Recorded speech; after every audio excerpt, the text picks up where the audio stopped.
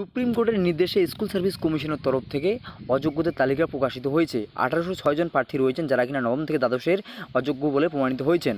তো সেক্ষেত্রে কিন্তু তারা আগামী যে এসএলএসটি পরীক্ষা হতে যাচ্ছে সেক্ষেত্রেও কিন্তু তারা কোনোভাবেই বসতে পারবেন না। এই মতো পরিস্থিতিতে অযোগ্যদের বেচারা বলে তাদের পাশে দাঁড়ালেন মাননীয় মুখ্যমন্ত্রী মমতা বন্দ্যোপাধ্যায়। যে সকল অযোগ্যদের চাকরি চলে গিয়েছে তাদের জন্য কিছু একটা করার ব্যবস্থা চিন্তা ভাবনা করে মাননীয় মুখ্যমন্ত্রী। আজ বৃহস্পতিবার শিক্ষক দিবস উপলক্ষে ধনধান্য অডিটোরিয়ামে বক্তব্য রাখেন মাননীয় মুখ্যমন্ত্রী। সেই বৈঠক থেকেই এসএসসি নিয়োগ সংক্রান্ত বিষয়ে আলোচনা করেন তিনি। এছাড়াও নিয়োগ সংক্রান্ত কিছু বিষয়ে তিনি তুলে ধরেন।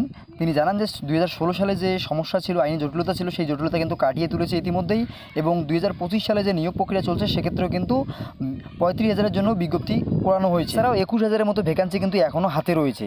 তাছাড়া যে নিয়োগ প্রক্রিয়া শুরু হয়েছে, আগামী 7 তারিখ এবং 14 তারিখ পরীক্ষা রয়েছে এসএলএসটি, সেই নিয়োগ প্রক্রিয়া কিন্তু আগামী 2 থেকে 3 মাসের মধ্যেই শেষ করবে বলে তিনি জানিয়েছেন। এরপর গ্রুপ সিডির প্রক্রিয়া শুরু হবে। যারা 10 থেকে 12 বছর চাকরি করেছে, তাদের বয়স পেরিয়ে গিয়েছে, তাদের কিন্তু কনসিডার করা হবে বলে তিনি জানিয়েছেন। এরপরেই মুখ্যমন্ত্রী অযোগ্যদের কথা তুলেছিলেন। তিনি বলেন যে বেচারা টিচারিতে কাজ করেও আজ অযোগ্যদের জন্য আইনি আলোচনা তিনি করছেন। কোর্টের নির্দেশ অনুযায়ী তারা টিচার হতে পারবেন না, কিন্তু গ্রুপ সিতে যাতে জায়গা পায় তার জন্য কিন্তু আইনের সঙ্গে তিনি আলোচনা করছেন, এবং তিনি পরবর্তীতে এই বিষয়ে কী সিদ্ধান্ত নেয় সেটা কিন্তু তিনি জানাবেন।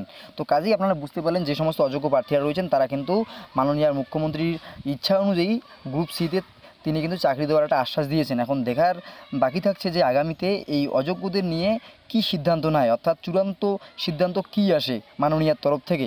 কাজেই এই মুহূর্তের জন্য বড় আপডেট। তো ভিডিওটি ইনফরমেটিভ মনে হলে অবশ্যই লাইক করে দেবেন, শেয়ার করে সবাইকে জানিয়ে দেবেন। পরবর্তী আপডেট পাওয়ার জন্য অবশ্যই সাবস্ক্রাইব করে জুড়ে থাকবেন। ধন্যবাদ।